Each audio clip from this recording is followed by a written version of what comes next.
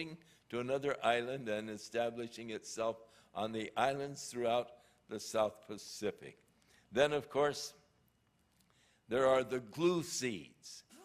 They exude a little glue when you walk past them.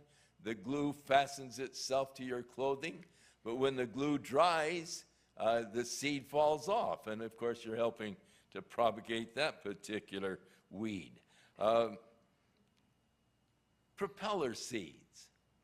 I don't know, we don't see many of them here in Southern California, but you go up into Washington and all, you'll see them on these trees, the propeller seeds.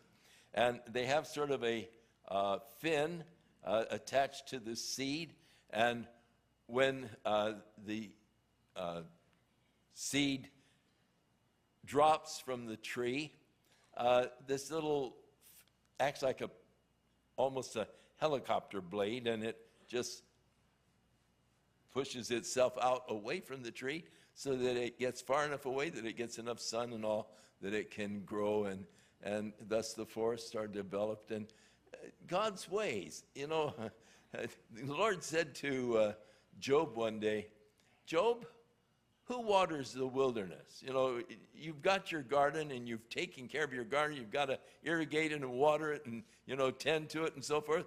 Who takes care of the wilderness? Who, you know, plants the seeds and propagates the trees and so forth throughout the wilderness? But we realize the wisdom of God manifested in these things.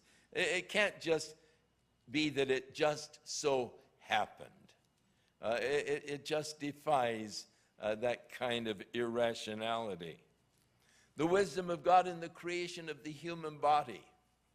He created within your body this little pump, weighs about a pound, and it pumps some 100,000 times a day. It doesn't have to take time out for repairs. It just is there day after day, pumping the blood through your system, and of course it is amazing. The blood carrying to every portion of your body, to every cell, the nutrients and the oxygen that the cell needs to keep functioning. And as Paul talks about the wisdom and the knowledge, how unsearchable is the wisdom and the knowledge of God.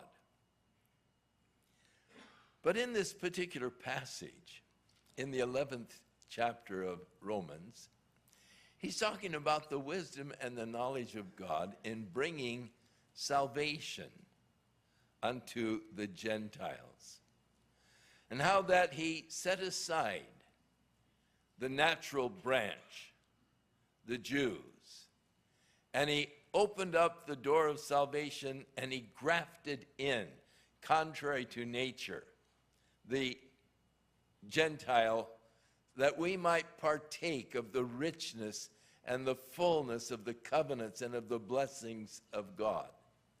But that we shouldn't be proud and saying, well, they were cut off that I might be grafted in, because God is able to graft them in again and shall do it. And so as he's talking about this marvelous plan of salvation, how God has revealed his love to us, how he has provided whereby we might have the forgiveness of our sins.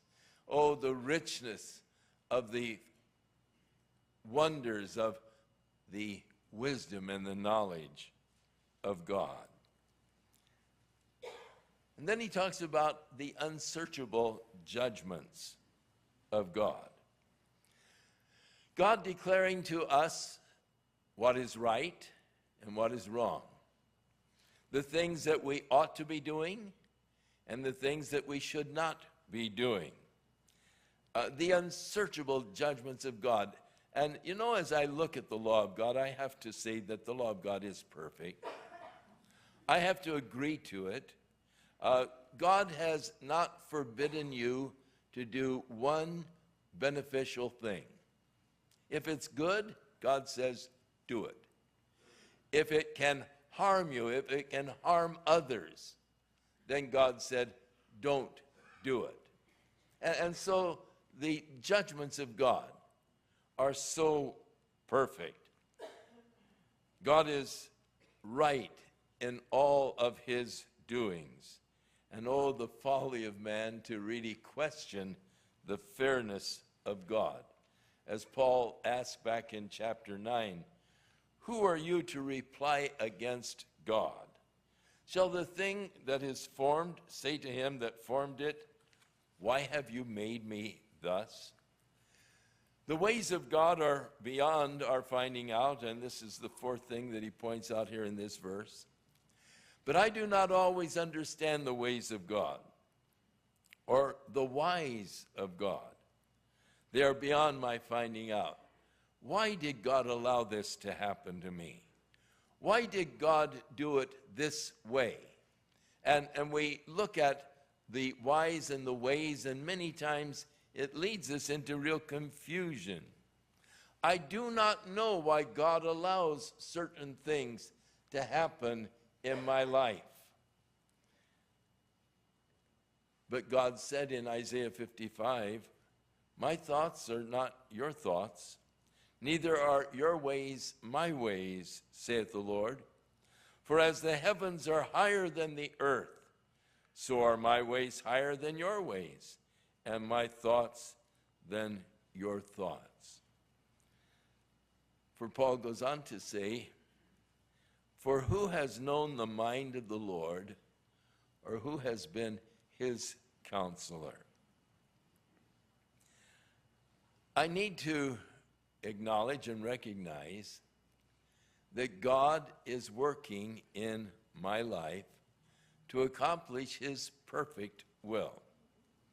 But I really don't know why God allows certain things to happen.